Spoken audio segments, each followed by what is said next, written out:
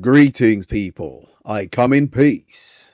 I'm sorry about my inconsistency, people. I'm trying. Life, eh? Anyway, everyone seems to think Anthony Joshua is going to just stroll through Christian Prenga this weekend. I'm not so sure. This isn't a gimme fight. And although his record isn't littered with known names, Prenga is hungry, he's undefeated, carries 100% knockout ratio, and if you've watched him, he's quite well balanced. He doesn't do anything spectacularly, but he's got it together. His fundamentals are sound. And just recently, if you've watched him on the pads, his hand speed is seriously impressive. Again. Which I never noted previously.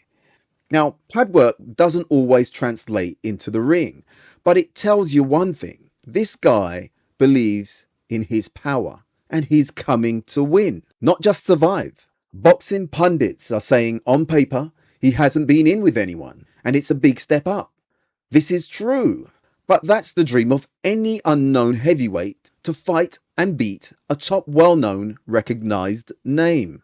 It's the biggest boxing movie trope there is. And that's the danger. The point is, he is getting his chance. An unheard of boxer isn't dangerous until he is. But let's just compare that to Tyson Fury's fight against Marius Wack. Wack, 46 years old, has lost 7 of his last 10 fights. Fury's last opponent, Makhmudov, knocked Wack out in 6 rounds. And we saw how inconsequential he was to Fury. Wack is clearly brought in as a durable opponent. Prenga, on the other hand, is genuinely dangerous because he still has ambition. He's got everything to gain and absolutely nothing to lose. That makes this fight unpredictable. AJ is the better boxer, the bigger name, and the overwhelming favourite. His experience at world level should be the difference. But if he switches off, even for a split second, Prenga has the power that can change the fight in an instant. And Prenga's team are banking on it. They said it quite clearly.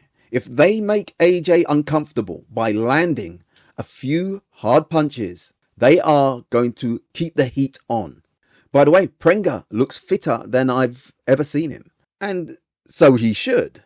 But saying that, AJ looks in great shape. He looks calm, pensive, quietly excited to get back in the ring. This is exactly why heavyweight boxing is so compelling. One punch can rewrite the script. Don't get me wrong, I am expecting AJ to get the job done, but I don't think it will be the walkover that some fans and pundits are predicting. Joshua will have to stay disciplined, weather any early storm, and use his superior skills to break Prenga down. I'd like to see AJ get him out by the 7th, get a few rounds under his belt, show off what he's learnt under the tutelage of the Usyk camp. But saying that, he can't play with his food here. Write Prenga off at your peril. One question nobody seems to be asking is whether Eddie Hearn is taking an unnecessary risk with Anthony Joshua. AJ's coming back from a traumatic knockout defeat to Dubois and an horrendous car accident that saw 2 of his best friends killed in horrifying circumstances. Terrible. Knowing also that he was supposed to be in that seat. This is the first fight after these upheavals, disasters, catastrophes. I don't think this is the type of fight anybody else would put their man in. Could you see Frank Warren putting Fury in? Or any of his heavyweights in a fight like this after so much anguish? Eddie better not get this one wrong. If AJ beats Prenga in an orderly fashion, I will be genuinely impressed. Whether Prenga's record is world class or not, this isn't a faded veteran who's there to collect a paycheck. Prenga is hungry and has power, and power is the great equalizer in heavyweight boxing. How do you see it going? Comfortable Joshua win, or does Prenga shock the world? Very intriguing. Anyway, thanks for listening. Please subscribe.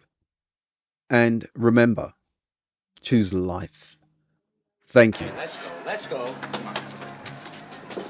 Remember, big fella, fight like I told you. Understand? I understand. Let's go.